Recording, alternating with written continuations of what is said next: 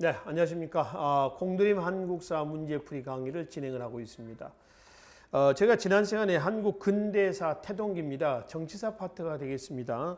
태동기의 15번, 17번 문제까지 우리가 살펴봤었죠. 자, 이 시간에 이어서 좀 보시죠.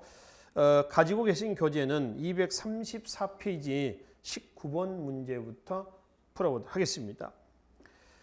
다음 내용과 관련이 있는 왕의 업적에 대해서 해당하지 않는 것을 냈습니다. 둘째 줄에 바라보시면 탕평비의 내용이 나와 있죠. 탕평비.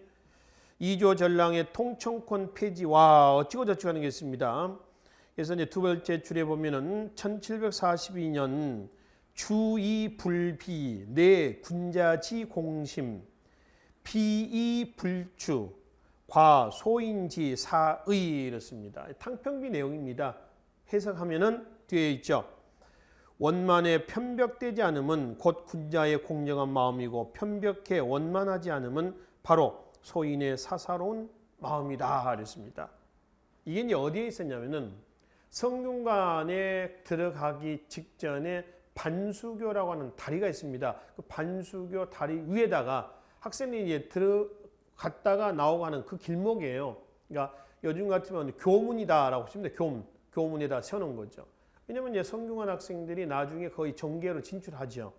그러니까 니네는 정계 나가면 절대 쌈박질 하지 마라 라고 의식교육을 시키는 거예요. 누군가요? 영조죠, 영조. 자, 영조의 업적입니다. 근데 영조하고 정조의 업적은 반드시 기억을 하시라고 그랬죠. 1번, 사형수에 대한 엄격한 삼심제를 시행했다.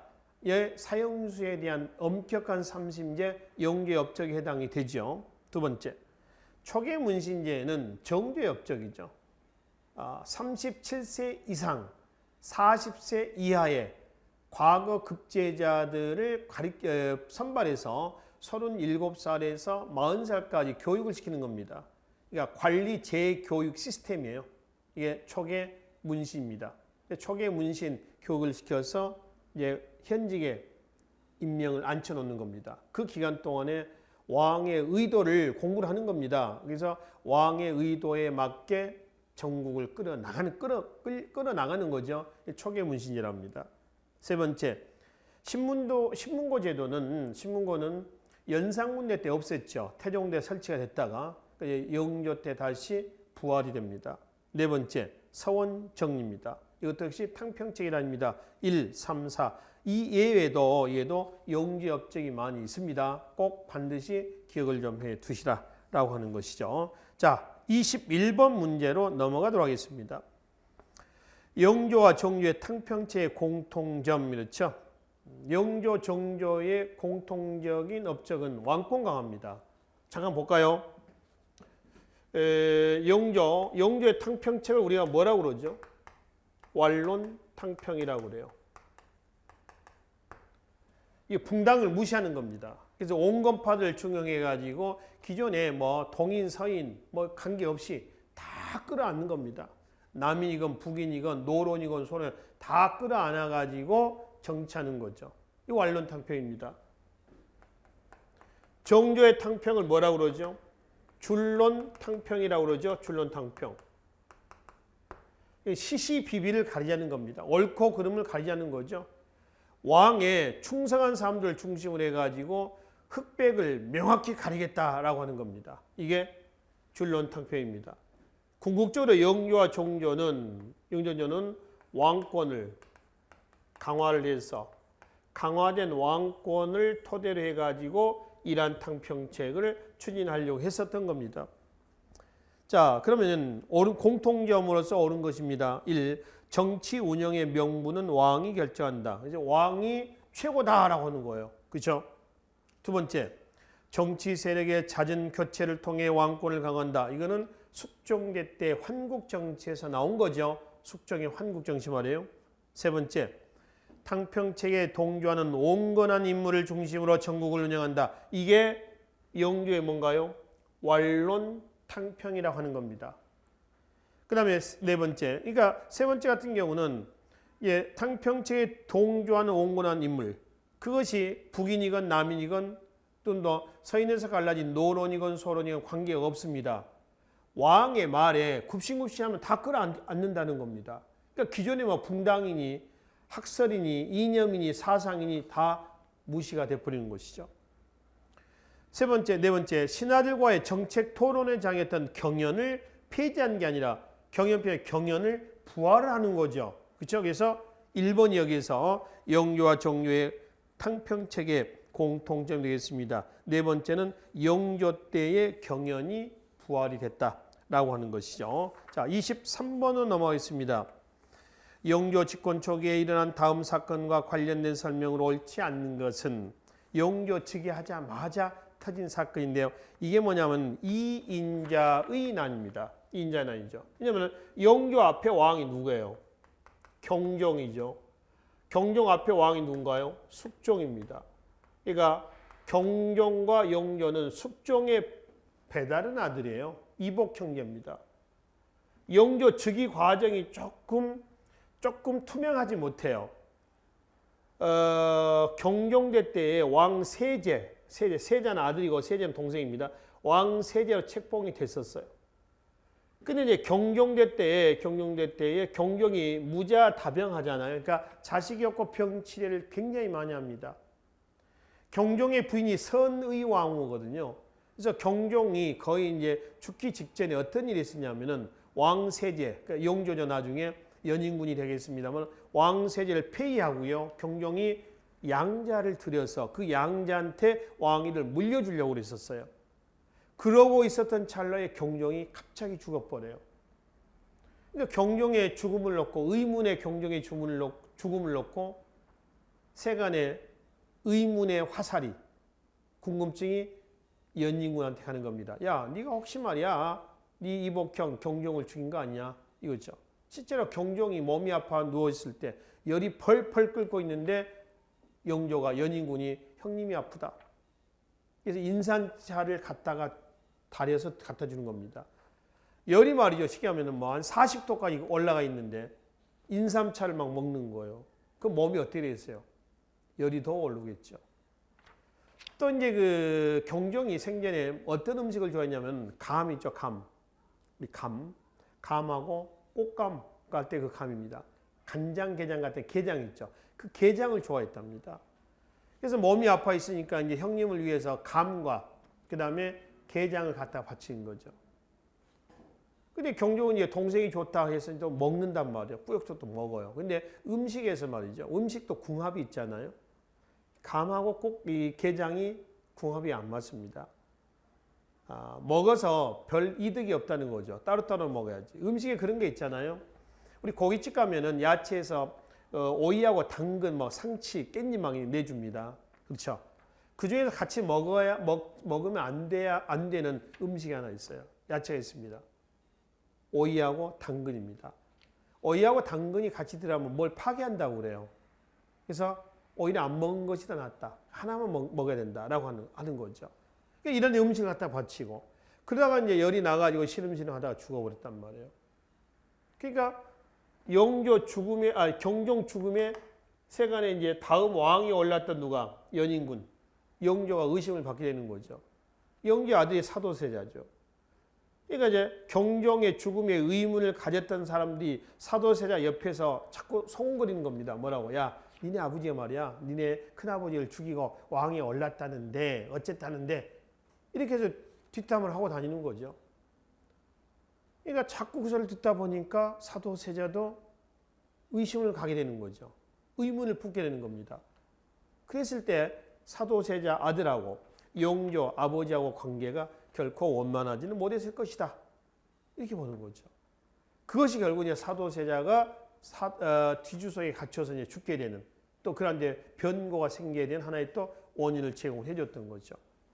이때 영조의 즉위 문제를 놓고 의문사했던 그 경종 이후에 등장했던 거기에 의문을 품고 난을 일으킨 것이 청주에서 일어났던 이인자의 난이에요. 안성까지 올라옵니다. 세력이 굉장히 컸거든요. 근데 안성에서 다 터벌이 됐어요. 그래서 지금 23번 문제는 이인자의 난입니다. 그래서 마지막 줄에 반군은 청주성을 점령하고 함락하고 경기도 안성, 죽산으로 향했다. 근데 안성, 죽산에서 격파가 됐어. 실패로 끝났습니다. 실패로 끝났죠. 자, 이인자의 난과 관련된 설명을 옳지 않는 것은 1번. 주요 원인 중에 하나는 경종의 사인에 대한 의혹이다. 경종의 죽음 문제를 놓고. 2번. 반란군이 한양을 점령하고 왕이 피난길에 올랐다. 천만에 한양까지 점령하지 못했다. 오지 못했다. 안성 쪽에서 격파가 됐어요. 세 번째. 탕평책을 추진하는데 더욱 명분을 정했다. 그래서 이인자의 난을 진압한 이후에 이래서는 안 되겠다. 그래서 이제 제시했던 카드가 완로 탕평이었고요. 네 번째. 소론 및 남인 강경파가 주동이 돼서 일으켰다. 뭘? 이인자의 난을. 그래서 2번이 잘못되어 있습니다. 영조 때는 거의 노론이 주도권을 잡았죠. 그렇죠? 이 난을 진압한 이후에 탕평책을 추진하는 과정에서는. 그래서 23번은 2번이 잘못된 설명이 되겠습니다. 자, 25번으로 바로 좀 넘어가도록 하겠습니다. 밑줄진 왕이 실시한 정책을 오른 것은, 여기서 왕은 지금 홍제전사가 나와 있고요. 통공정책 나와 있습니다. 누구예요? 정조죠. 홍제전서입니다. 홍제는 정조의 이산, 이름이 이산이죠. 정조의 호가 홍제입니다. 홍제. 그래서 정조의 문집을 모아놓은 곳이 홍제전서고요. 그 다음에 통공정책은 1791년에 신해통공을 얘기합니다. 신해년에 신해통공을 얘기하죠. 상업에 있어서의 신해통공하고요. 그 다음에 수공업에 있어서의 신해통공이 좀 다르죠. 상업에 있어서의 신해통공은 시전 상인에게 줬던 특권, 즉 금, 난, 전권을 폐지한 겁니다. 유기전 상인이 갖고 있는 금난유권 놔두고 시전 상인이 가지고 있는 금난유권을 폐지한 거고요. 수공업에서는 수공업자의 명단을 적어놓은 장부를 뭐라고 하죠? 공장안이라고 하죠. 그 공장안을 폐지한 조치가 신해통공입니다. 그러니까 단순히 경제적인 조치만 아니고요. 신해통공은 영조 때의 노론과 그 다음에 정조입니다. 정조 때의 집권 여당이 누구죠? 시파 중에서도 시파는 벽파 시파 그러죠. 사도세자의 죽음에 대해서 동정표를 보냈던 사람이 시파고, 사도세자의 죽음에 잘 죽었다. 사도세자의 조신함을 비판했던 사람들이 벽파란 말이에요. 그 중에서도 남인이고요. 야당은 누구였냐면 벽파. 그 중에서도 누구죠? 노론이었었습니다. 그래서 여기서 이제 이 벽파 노론의 정치 자금줄, 이 정치 자금줄입니다. 이 정치 자금줄, 시전 상인들 이 정치 자금줄을 어떻게 하겠다는 거예요? 끊겠다라고 하는 취지가 여기에 담겨져 있었습니다. 단순히 경제적인 조치만 아니었죠. 요즘에 정경유착의 고리를 끊고 얘네들이 누구를 바로 얘네를 치겠다라고 하는 거죠. 이게 출론탕평이란 말이에요. 이게 출론탕평입니다. 참고로 통공이라고 하는 것은 통은 통한다라고 하는 겁니다. 공은 함께 모두 다 통한다. 모두 다 할 수 있겠다. 할 수 있다. 할 수 있게끔 신해년의 조치를 취했다라고 하는 것이죠. 이게 상업과 수공업 분야에서 나타난 겁니다. 그래서 지금 25번은 지금 정조에 대한 얘기입니다. 1번 신정 동국여지승남 중종제 때 지리서고요. 두 번째 대보단은 숙종제 때죠. 창덕궁 후원에 대보단을 설치합니다. 대보단이죠.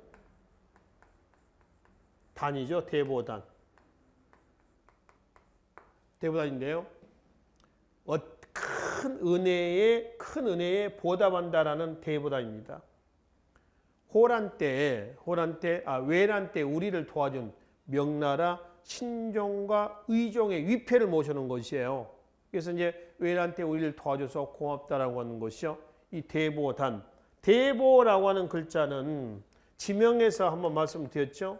경기도 가평군 조정면 대보리라고 하는 곳이 있습니다. 이 조정면 대보리에 있는 대보리는 그 소현세자고 복림대군이 호란 이후에 청에 끌려갔다 오지 않습니까?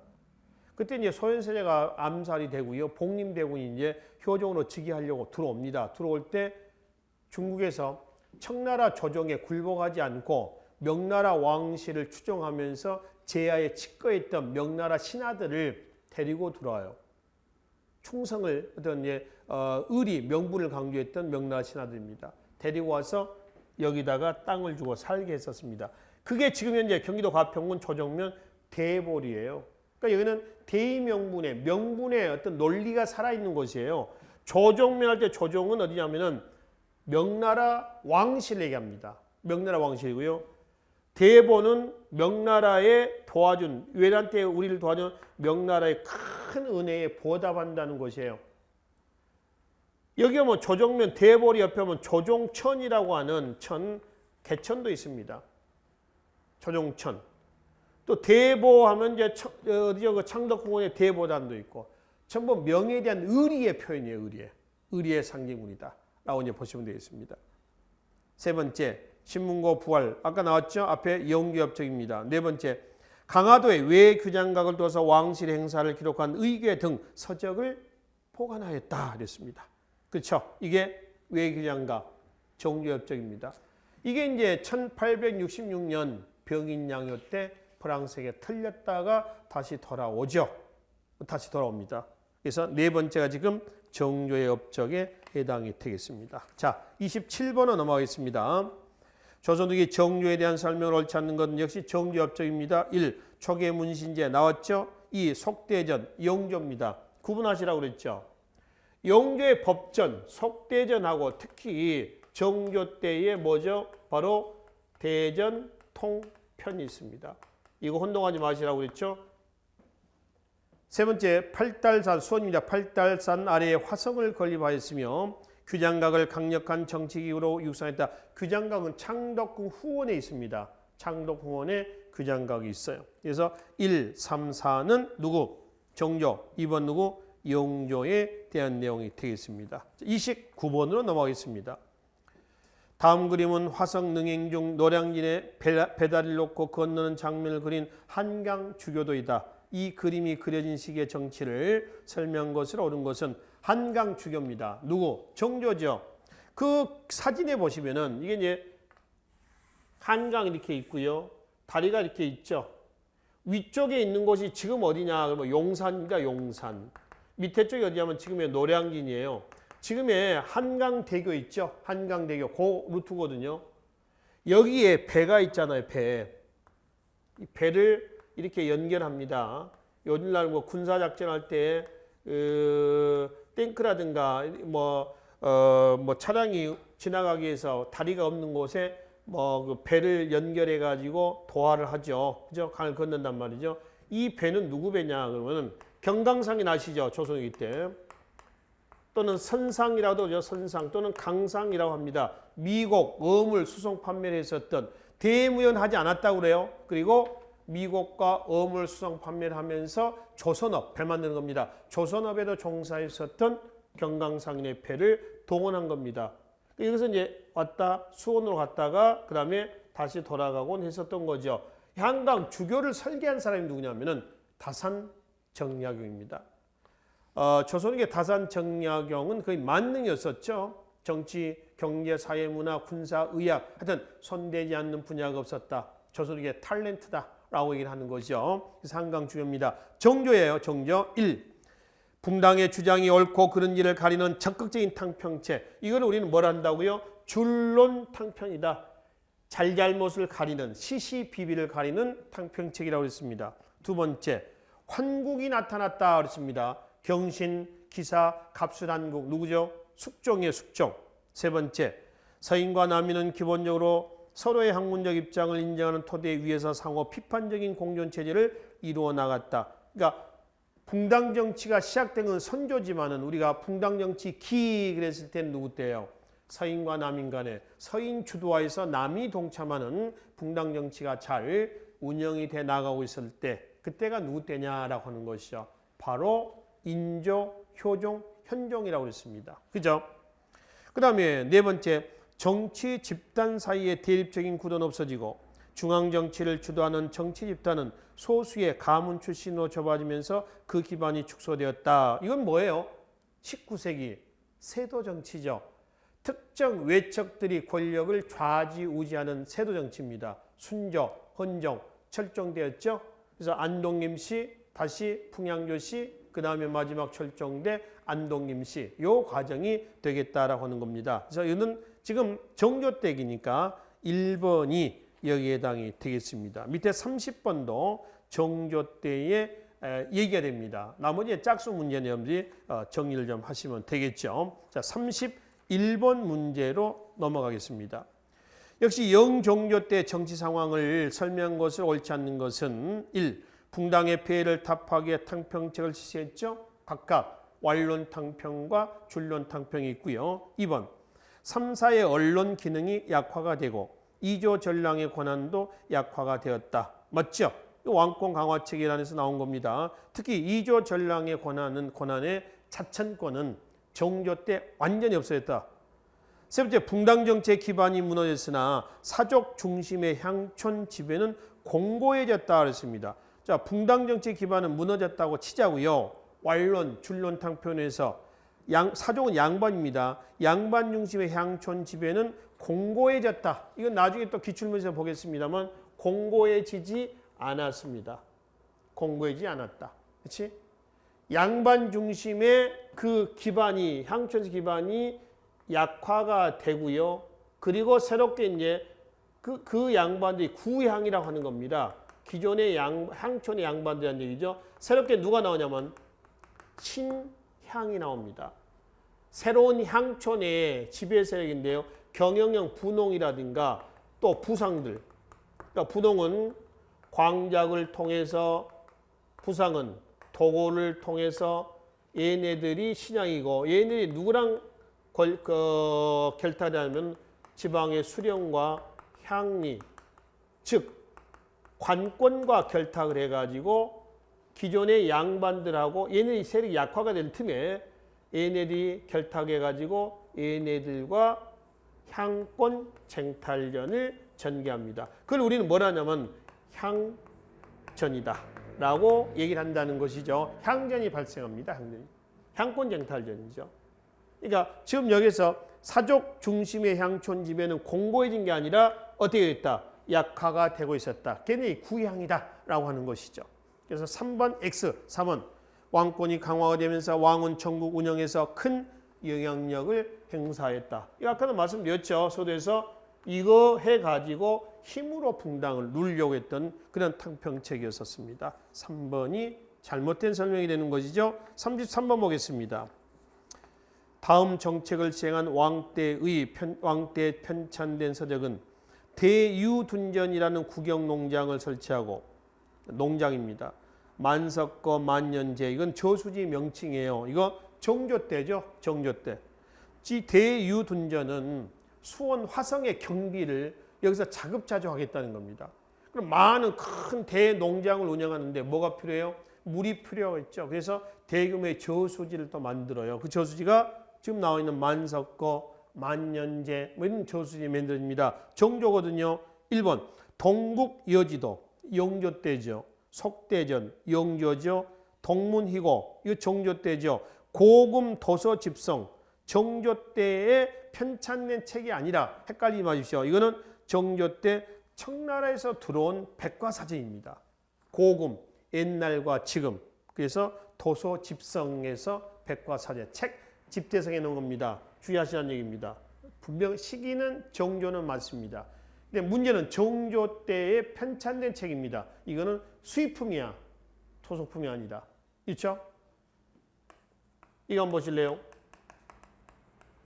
농상집요. 고려시대 때 이암이라는 사람이 원나라에서 가지고 온 농서입니다. 고려시대 때 농서 편찬이 있어 없어? 없죠. 그러니까 우리나라에서 가장 오래된 농서는 뭐냐 그러면 조선 세종대 때 뭐라고 했어요? 농사 칙설이다 이렇게 얘기를 하죠. 이런 개념이죠. 그러니까 농상집요는 원에서 가져온 농서입니다. 고금 도서집성은 물론 시기는 정조 때입니다만은 청나라에서 가지고 온 수입품이지 정조 때 편찬한 책은 아니다라고 이제 보시면 되겠죠. 그렇죠? 자, 35번 문제로 넘어가도록 하겠습니다. 다음 자료와 관련해서 당시 사회 모습을 추론한 것으로 옳지 않는 것은 지금 다산정약용의 목민심서의 내용입니다. 그러니까 가을에 한 늙은 아전이 대궐에서 돌아와 어찌고 저찌고 하는 부분입니다. 지금 이거 조선 후기 상황이라고 하는 걸 알 수가 있죠. 18세기, 19세기 세도정치 요 시기 때가 되겠습니다. 1. 비변사가 핵심적인 정치기구로 자리 잡았고 특히 세도 정치 때 가면 비변사가 세도 가문의 권력 유지 기구가 됩니다. 유력 가문 출신의 몇몇이 실제 권력을 행사했다. 이게 세도 정치네. 두 번째, 향촌에서는 수령의 역할이 배제되고 지방 사족이 영향력을 행사하며 농민을 수탈했다. 자, 이거 보세요. 아니죠. 지방 양반 사족들 세력이 약화가 되고 얘네들 세력이 강화가 되면서 얘네들이 신향, 얘네들이 관권, 얘네들이 구향 서로 대립을 하는 뭐가 나왔죠? 향전이 일어났다라고 하는 거지. 그치? 그러니까 향촌에서는 수령의 역할이 배제된 건 아닙니다. 관권이 강화가 되어 있다고 그랬어요. 얘네들이 약화되는 겁니다. X 2번, 3번. 정감록 같은 비기나 비기는 비밀스러운 기록이라는 뜻이에요. 그러니까 앞으로 어떤 일이 일어날 것이다라고 예언을 해놓은 거죠. 비기. 묵격신앙이라든가 미륵신앙이 유행했다. 상태가 안 좋다는 겁니다. 상황이. 그러니까 자꾸 이런 신앙이 유행하게 되고 또 민중들은 이런 데 푹 빠지게 되고 현혹이 되는 거죠. 그렇죠? 네 번째, 벽서, 괴서 등의 형태로 나타난 농민왕건은 점차 농민봉기로 변화되었다. 그렇죠? 그래서 이제 1811년 홍경래난, 1862년 단성밀란, 1862년 같은 시기입니다. 단성밀란의 영향을 받았던 진주밀란, 백건당의 난이라고도 그러죠. 그래서 1862년에 삼남 지방을 중심으로 해가지고 전국적으로 밀란이 확산이 됩니다. 이 밀란을 임술년, 1862년던 임술년에 일어났다 해서 뭐라고 그래요? 임술밀란이다라고 얘기를 한다는 거예요. 그렇죠? 그래서 1, 3, 4가 지금 세도정치 요 시기 때에 해당하는 내용에 해당이 되겠습니다. 자, 37번으로 넘어가겠습니다. 다음 글을 남긴 국왕의 제2기간에 일어난 사실로서 옳은 것은 지금 보니까 비변사 등록 내용인데요. 밑에서 둘째 줄 보면은 그런데 지난번 가산의 토적이 변란을 일으켜 청천강 이북에 수많은 생명이 도탄에 빠지고 어육이 되었으니 이것이 나의 죄이다 그랬거든요. 가산, 평안도 가산에서 일어났던 어떤 사건입니다. 직감적으로 1811년 누구? 홍경래 난이라고 하는 걸 알 수가 있죠. 그렇죠? 그 홍경래는 순조 때 아닙니까? 그렇죠? 그러면 다음 중 순조 때에 해당하는 사실은 이거죠. 1. 최재우가 동학을 창도하였다. 1860년입니다. 1860년 누구 때일까요? 세도정치, 순조, 건종, 그다음 누군가요? 철종, 그러니까 고종이 나옵니다. 1863년에 고종이 흥선대원군 섭정하에서 등장하죠. 그죠? 지금 철종대 때에 1860년에 서학에 대한 반대에서 천주교에서 서학에 대한 반대에서 동학, 동양의 학문이다 해서 경주 잔반 체제에 의해서 창시가 됐습니다. 두 번째, 공로비 6만 6천여 명을 양인으로 해방시켰다. 이거 우리가 앞에 회차에서 봤었죠. 신문지의 동해에서 공로비를 풀어준 것은 양인 증대책입니다. 양인의 숫자를 늘려서 국역의 기반을 늘리겠다는 겁니다. 두 번째, 순조 때였죠. 세 번째, 미국 상선 제너럴 셔먼호가 격침되었다. 1866년 7월입니다. 여름철이었죠. 대동강, 평양을 끼워대는 대동강에서 격침이 됐고 이걸 계기로 했던 것이 1871년 신미년의 신미양요였죠. 어제연 부대가 갑곶, 광성보에서 격퇴했던 신미양요의 원인입니다. 이거는 1866년이니까 고종대 때입니다. 고종, 흥선대원군 때 아닙니까? 네 번째, 삼정 문제. 삼정은 전정, 군정, 환곡입니다. 그 중에 세도정치 때 가장 문란했다. 그럼 뭘 얘기를 하죠? 환곡을 얘기를 합니다. 그래서 이제 삼정 문제를 해결하기 위해서 삼정이정청을 설치했다. 삼정이정청은 삼정을 바로잡는 관청이라는 뜻인데 이거는 진주밀란 즉 임술밀란 이후에 수습책으로서 설치되었습니다. 물론 제대로 기능은 수행되지는 못했습니다. 그러니까 이거는 진주밀란 이후니까 1862년입니다. 누구 때요? 철종됩니다. 고종이 아까 몇 년에 등장했다고 했지? 1863년에 등장했다고 했습니다. 대원군이 집권했던 시기가 63년에서 딱 10년이라고 기억하시라고 그랬죠? 73년까지입니다. 그래서 지금 거기는 철종대 때 사실이에요. 임술년이면 1862년이니까. 그래서 순조 때 사실에 해당하는 것은 2번 공로배방이 여기에 해당이 되겠습니다. 자, 39번으로 가겠습니다. 조선시대 향촌사의 모습을 옳지 않는 것은 향촌사의 모습 1. 유양소는 수령을 보자고 향리를 감찰하기 위한 기구였다. 맞죠? 유양소. 다른 말로 향청. 다른 말로 향소. 그럼 유양소는 머물러 있다는 겁니다. 어디에 머물러 있느냐 했더니 향촌에 머물러 있는 자치기구다. 국가가 설치하는 건가요? 아니면 지방 양반들이 설치했나요? 지방 양반들이 설치합니다. 어디에 설치하는 거죠? 지방에다가 설치를 하죠. 그리고 유양소를 구성하고 있는 조직, 우두머리를 좌수, 그 밑에는 별감, 이렇죠. 그럼 유양소는 오늘날에 뭐가 같냐면 지방의회하고 성격이 같다고 그랬습니다. 하는 일은 그 지방에 수령이 파견되어 오면은 수령에 대해서 뭘 한다? 자문을 합니다. 왜? 수령은 그 지방 사정을 잘 몰라. 무슨 제도예요? 상피제도죠. 그래서 이제 우리 지역은 어디가 취약적이고 어디가 뭐가 많이 생산되고 뭐 이런 것들을 자문하는 겁니다. 수령의 업무를 보좌했던 사람이 육방의 관리였던 누구예요? 향리입니다. 향리. 향리는 무보수였죠. 또 문과 응시도 할 수가 없었죠. 고려 향리하고 비교하시라고 했습니다. 그리고 향리는 무보수로 일하다 보니까 무보수로 백성들의 얼굴 맞대면서 업무를 보좌하다 보니까 비리가 많아. 그래서 잘하고 있는지 못하고 있는지 뭘 한다? 규찰하는 겁니다. 백성에 대해서 뭘 한다? 풍속 교정에 일을 한다. 완전한 향촌자치네요. 근데 조선은 고려 때보다 훨씬 중앙집권이 강화됐다라고 얘기를 합니다. 그 이유는 뭐냐면은 향촌자치를 허용해 주되 국가는 서울에다가 경제소를 두고 누가? 국가가 어디다가? 서울에다가 두는 겁니다. 그리고 유양소를 구성하고 있는 좌수와 별감의 자식들을 끌어와서 사무연락 또는 각종 잡심부름 등을 시켜요. 일종의 인질로 끌어오는 겁니다. 그 인질을 뭐라 한다고요? 경절이라고도 합니다. 근데 국가는 이것 하나 가지고는 부족해. 그래서 각 가명에 도청 소재지를 가명이라고 그러죠. 그래서 영에 뒀다 그래서 뭐라냐면 영제소 각 가명에 있는 자치기구다. 그래서 유양소를 구성하고 있는 좌수나 별감의 자식을 또 어디로? 영제소로 끌어와서 얘네들 인질로 삼습니다. 그 인질을 영절이라고 한다는 거죠. 그래서 향촌 자치를 허용해 주면서 2중 3중으로 지방세를 견제하는 겁니다. 그래서 확실한 중앙집권이 깨졌다라고 일하는 거죠. 한편 경절이 영절이는 통일신라 때 뭐가 있었죠? 인질제도, 상수리제도. 고려 인질제도를 뭐라고 그랬니? 기인제도라고 그랬지. 이거하고 같다라고 하는 거죠. 상수리는 지방 호족의 본인이 인질이 됐지만은 기인, 경절이, 영절이는 지방 세력의 자식들이 인질이 됐다는 측면에서 좀 다르죠. 공통된 점은 인질제도였었습니다.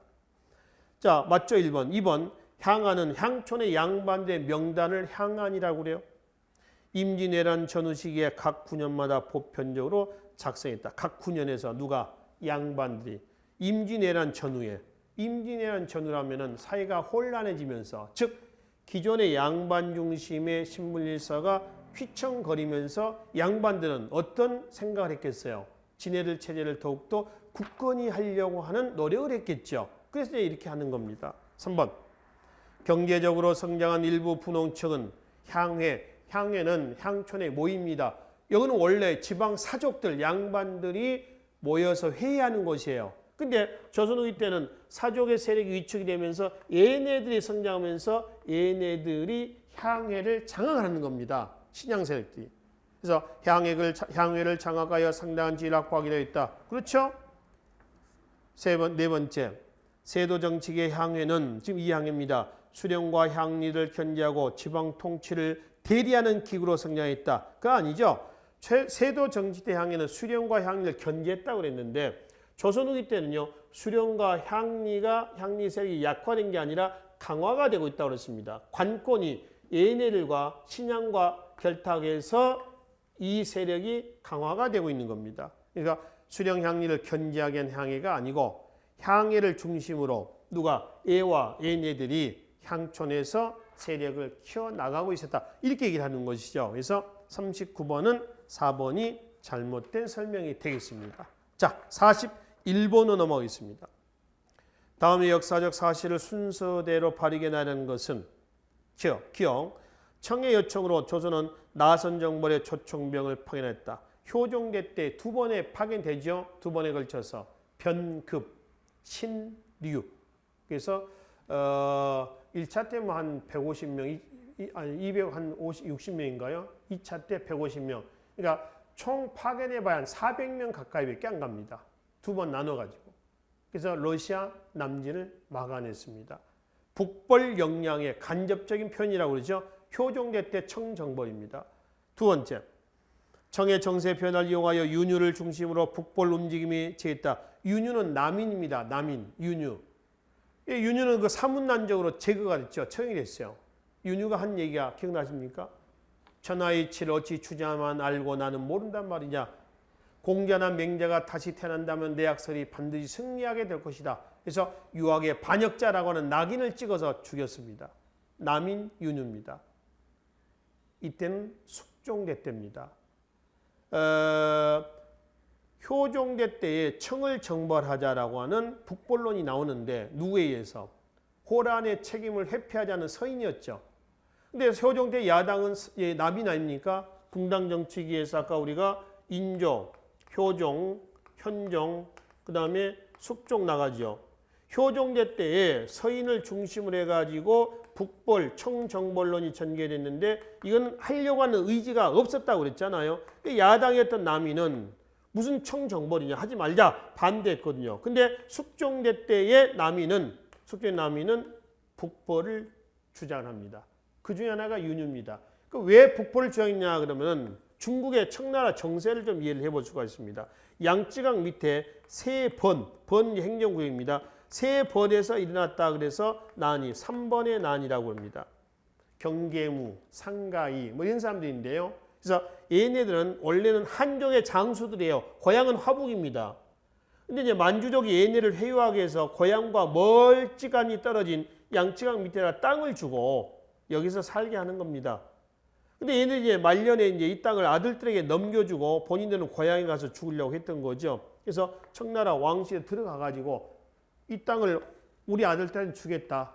그러니까 나는 여생을 고향에 가서 이제 살겠다 했더니 청나라 정부에서 뭘 하냐면은 그러면 아들한테 세습해 주지 말고 내놔라라고 하는 거죠. 이거를 청나라의 철번 정책이라고 번을 철수한다는 거거든요.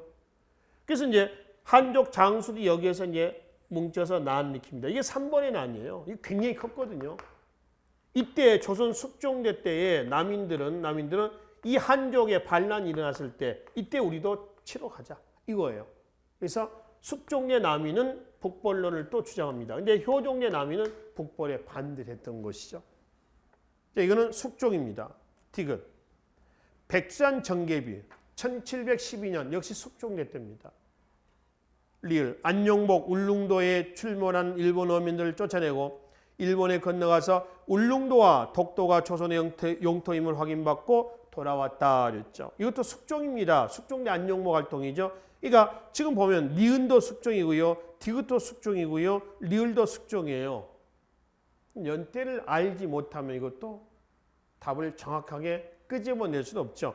참고로 니은이 숙종 7년이고요. 그 다음에 리을이 있죠. 숙종 19년입니다.